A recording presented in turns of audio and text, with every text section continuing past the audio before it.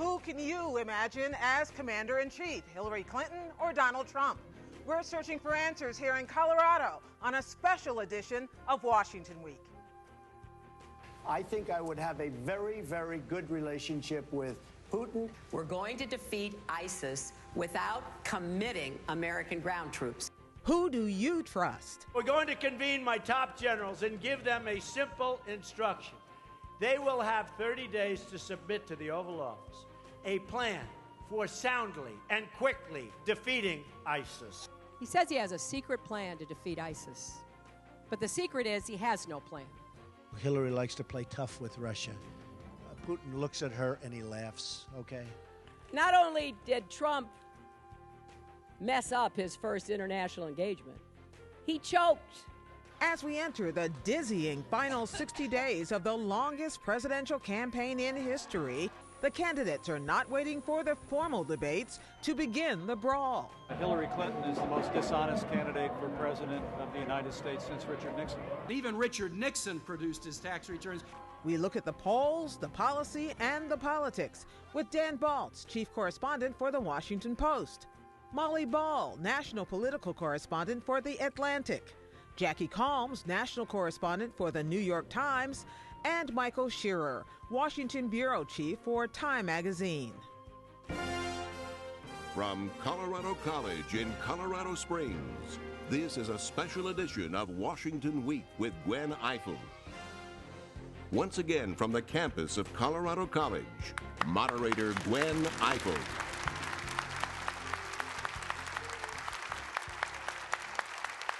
Hello. Thank you. Hello, Colorado Springs. Happy to be here. For the last two presidential cycles, this state has gone blue for President Obama. The two cycles before that, Colorado went red for President George W. Bush. This year, Hillary Clinton appears to have the edge for now. Welcome to the color purple, where we come to you from the bleeding red heart of the state, El Paso County, with its major megachurches and 5 military installations. No wonder then that Hillary Clinton and Donald Trump spent the week courting veterans and talking national security. Along the way, they also managed to talk a little smack about each other. We have never been threatened as much by a single candidate running for president as we have been in this election. Hillary Clinton was emailing about the drone program, among many other extremely sensitive matters. This is yet more evidence that Clinton is unfit to be your commander-in-chief. Emails, Vladimir Putin, veterans, ground troops in Iraq. It seems like once we got past Labor Day, this campaign went into overdrive, didn't it, Molly? Yeah, it's actually been very refreshing to finally see the candidates contrasted with each other directly on the same stage, albeit not at the same time. I think we're all now looking forward to the debates beginning in a couple of weeks when there will be even more engagement between the two candidates, because it has seemed for so long that they were sort of campaigning in parallel worlds, on parallel tracks. And as a reporter, if you cover both of them, it can be sort of dizzying to go from one to the other. How did this become a commander-in-chief debate so quickly, Dan? Because even in years past when we were engaged in multiple active wars, it doesn't feel like that was the big discussion. No, and I don't know that in the end that national security will be the decisive factor. I mean, if you look at polling, jobs in the economy are still the most important issue. Right. National security is second, but so the economic issues will come to the fore at some point.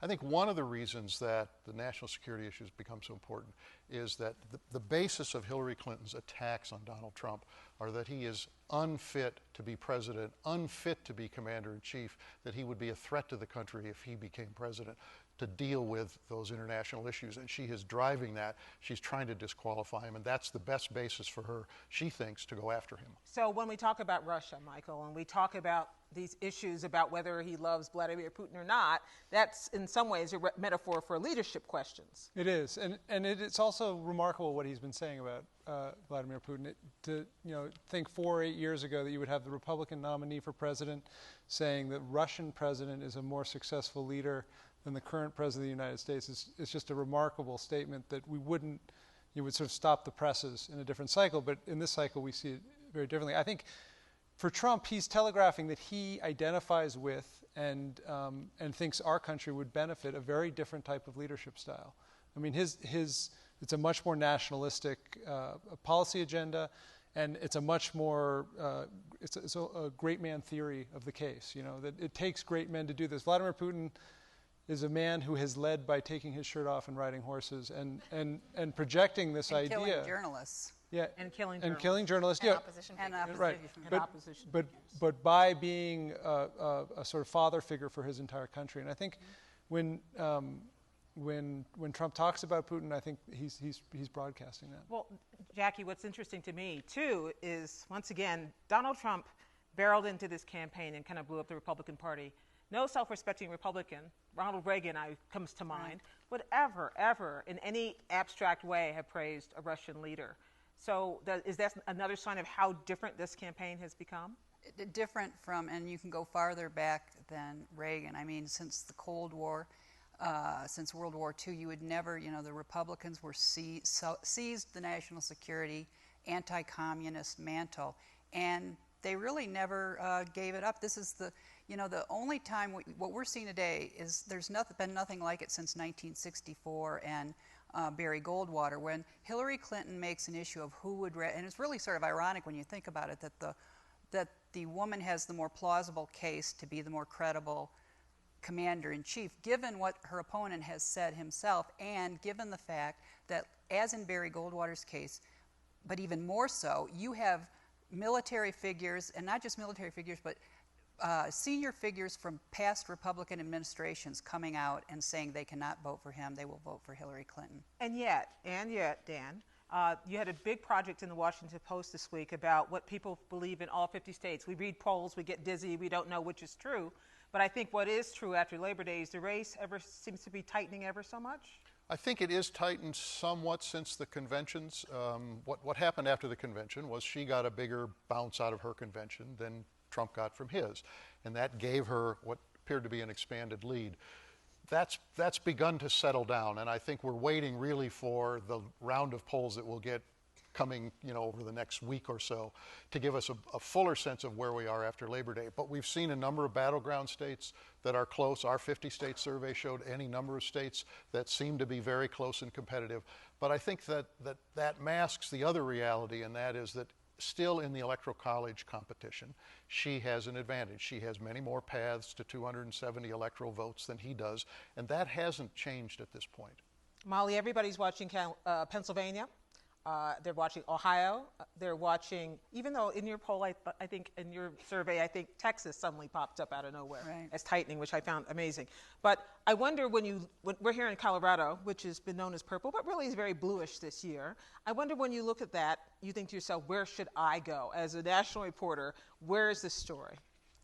Well, and I think you see some very clear patterns in the states that are and are not in play. I mean, in some sense, it's the same set of swing states that we always get, but there are some interesting wrinkles based on the unique characteristics, particularly of the Republican candidate this year. You see him running slightly stronger in these Rust Belt battlegrounds in places like Ohio, not so much Pennsylvania. I think Trump really wanted to make a play for Pennsylvania, but Hillary has opened up a pretty wide lead there. I heard him say he was going to campaign in California, but I haven't seen him there recently.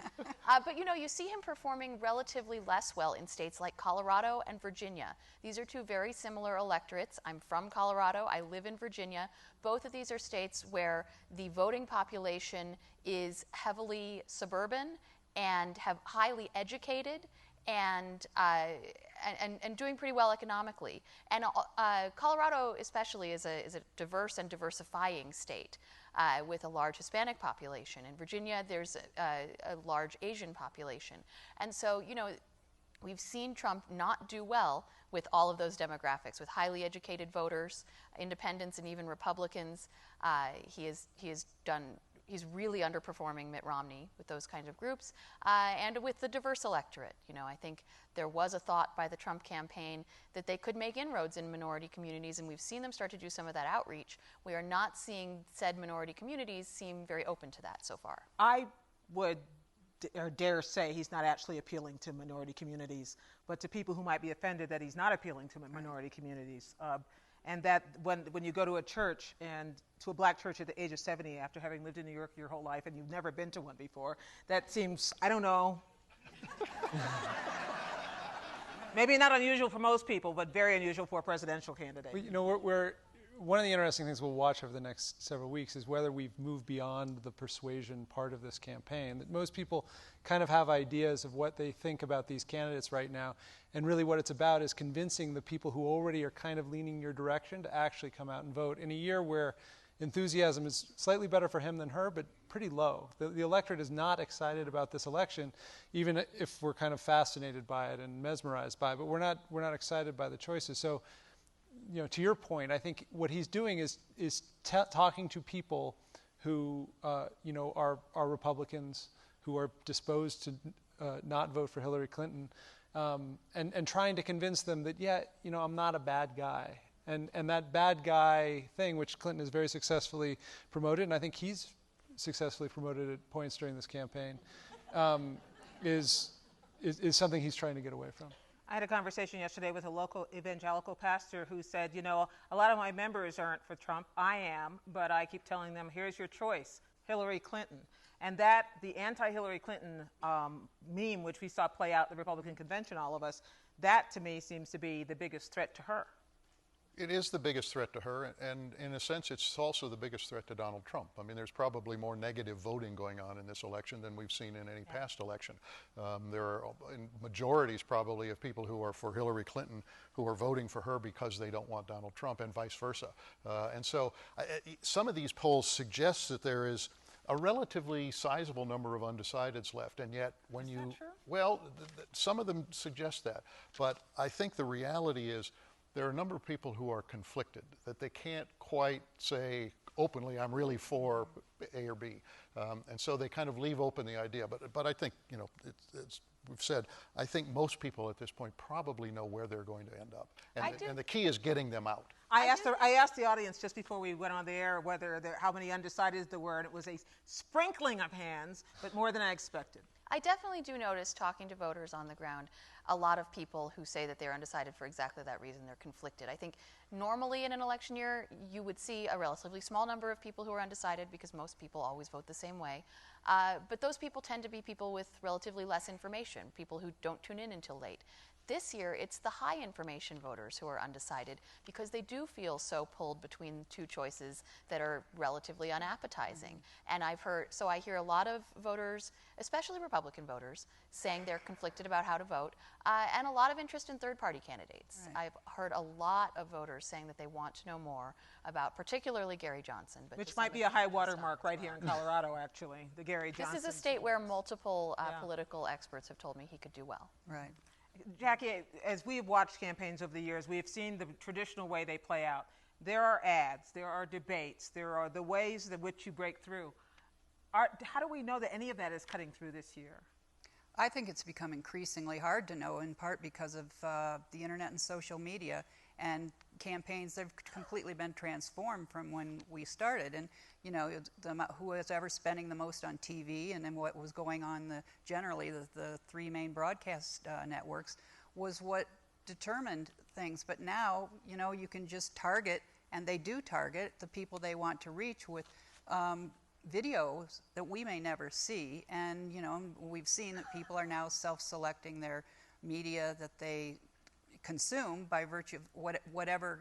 This is especially true on the right, far less true on the left. But Molly has a piece in the cover of the Atlantic magazine this week in which she makes the case that all of this micro-targeting that everybody's worked out, the big Obama victory that everybody, the Bush victory, the Karl Rove fascination, the George Stephanopoulos, James Carville fascination, that all of that's bunk now.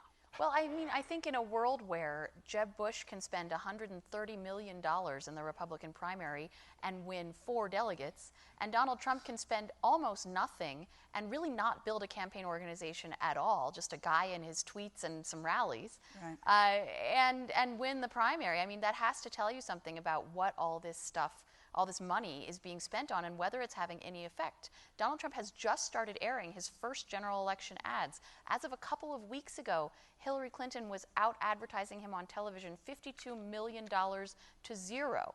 And to be clear, she is winning this race at this point. But we do still see a pretty close race. Here in Colorado, Hillary Clinton is opening field offices number 20 through 23 this weekend. Donald Trump, I believe, has 6 or 7. And most of those are run by the RNC and have been opened relatively recently. Including one run by a 12-year-old. That's right. The one in Jefferson County run by a 12-year-old.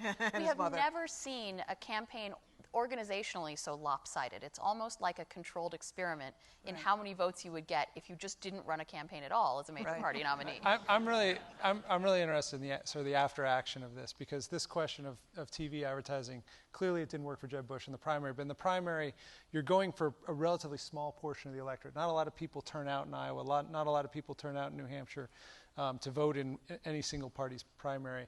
And my suspicion is that a lot of the lead we saw this summer after the conventions and into September, where Clinton was really pulling ahead. You saw it, like there were polls coming out of North Carolina that showed her like 8 or 9 or 10 points up, which were just insane numbers, were reactions to what we know about TV ads in traditional cycles, which is if they're unopposed, they work. If they're opposed, if you see the Republican ad and then the Democratic ad while watching the same show, they kind of cancel each other out. But if they're unopposed, your thinking starts to change and you start to have different thoughts about the candidate. But what's been so extraordinary is the amount of free media that Donald Trump has gotten, which not is all completely positive. and that's the thing where so why wouldn't he be leading? Well, because in that free media, the coverage is of things he's said that have backfired on him, to say the least. And the coverage, really, since he became effectively the Republican nominee, has been tougher than it was when he had opponents in the Republican But does race. it feel to any of you that we're stuck still in the primary campaign, especially on the Republican side, that he did so spectacularly well without having to have spent any money that he thinks he can run the same campaign in the general election, but it's kind of a different, and not to mention the fact that we're counting electoral votes. The answer is, what day is it this week? Right. Yeah. Like he clearly came out of the primary believing that the people at his rallies could make a majority of the country. I mean, he was talking about winning in Michigan. He was talking about winning in huge numbers in Pennsylvania, in New York State, because he knows these people. And he was talking about the people he sees when he goes to an arena. And that group of people is not enough. And we've all been to a lot of arenas on the night before the candidate lost that were completely packed. And Mitt Romney was packing the halls. Right. Exactly. And the people who want to chant, build the wall, make Mexico pay for, are not enough to win the election. Right. And that is very clear now. And so we've seen over the last several weeks. Is that clear to him? I think it depends on the week. So you see him, some days he'll be very presidential. Some days he'll go to the black church. The next day he's in Phoenix giving him red meat, and it really varies dramatically day to day. Well, I've been as surprised as anyone that he didn't pivot more to a more general election message and audience. But I think it's early one September. thing it is. But one thing I think should keep in mind is that there's been a lot of attention to the fact that Democrats have demographics on their side looking forward. The diverse electorate, increasingly in a lot of states, are going to play to Democrats' advantage and are playing to Democrats' advantage. Fewer white people. But there was a theory that came out after Mitt Romney's defeat in 2012 that on the right, and especially in the fever swamps that Trump inhabits, that there were. There are credible people who believe this too, that the trick is to get more white people out. There are more white people to be had, that they just need to get them out. And I think Trump thinks he's the man to win this with white votes. But I think that the difference in this campaign and the issue that's going to be tested is the white college educated vote, which Molly talked about earlier. I think that's the make or break part of the vote for Donald Trump. Mitt Romney won that vote with 56% of the population to 42% for President Obama. Donald Trump is losing that vote, and particularly white college-educated women. And I think all of these other moves he's made to appear to be doing outreach is aimed at that. But so far, there's no evidence that he's making any inroads with that part of the electorate. And if he doesn't, he can't win. I don't think there are enough of the blue-collar, the white, non-college educated voters, even if there are more who come out, to offset that. Does he win or lose? There are all these double-edged swords out there, but by bashing the media, by turning questions about his accuracy, his veracity, into questions about whether we're after him. Yet we have this responsibility and this frustration that we have to hold him accountable. How do we, dear friends, manage that? I think we keep doing what we're doing. Yeah, I mean, I think candidates bash the media as a tactic because they know that we might be the only people in America less popular than politicians, depending on the day. And so, you know, I think it's also nothing new for candidates to bash the media. Trump may have taken it to new levels by a sort of order of magnitude. Well, and Hillary Clinton, to her credit, put out a media bashing fundraising email this week, so it's not just Donald Trump. Exactly. You know, we've all been hearing this for years. People go after us because they don't like the thing that they did that we reported on. Right. We're tough. So, yeah, I mean, we can take it. I'm not worried about our feelings, but you do have a public that I think is increasingly distressed by feeling that they don't know who to trust. And the reason that these attacks on the media resonate is because people do feel torn between so many different sets of not even just opinions, but sets of facts in the media landscape of the internet, where you can choose your own news. And so I think the candidates are taking advantage of that by using this as a tactic. There's no sort of arbiter that people trust anymore. Right. Except Dan Balls. Yes. Not according to my emails, Molly. I mean, it used to be that the media was seen in a sense, you know, like referees in a football game. Right. That they're there to kind of enforce the rules, to call penalties when they happen. We continue to do that, but for one slice of the electorate or another, we're discredited in part because the candidates and the parties, and both engage in it, help to try to discredit us. At the same time, though, the penalties this cycle are so much more glaring than in last cycles. This isn't like a debate over whether you use dynamic scoring to figure out what the deficit impact of a tax plan is going to be. And what's interesting about Clinton's campaign for the last couple of months is her major message has been quoting Donald Trump. I mean, her campaign ads are just quotes of Donald Trump. Her speeches, or when Tim Kaine gives speeches, is quoting Donald Trump. He gives her a lot of material. A lot of material, and vice versa. I mean, I think there's a lot of things she said in handling the email where she stumbles over herself. Right. And he just points to that. And in the press, we're fact-checking. Sometimes it's very difficult because it's, so many facts to check. But as we go, but really, I think, most voters are going to get beyond is the media trying to swing this, to just look at what they're saying. I have to end this by noting that this weekend marks the 15th anniversary of the 9/11 attacks. And when people ask you whether it's possible for you to vote, whether it's necessary to vote, it's important to remember that a lot of people rushed into the fire when the rest of us were rushing away to make our lives possible. Thank you, everybody. And especially thank you to our generous audience and hosts here at Colorado College and at Rocky Mountain PBS. Stay tuned, and we'll take questions from our audience on the Washington Week Webcast Extra, Colorado edition, which you can find on most PBS stations and online at pbs.org/Washington Week. And we'll see you back in the nation's capital, boo-hoo, next week on Washington Week. Good night.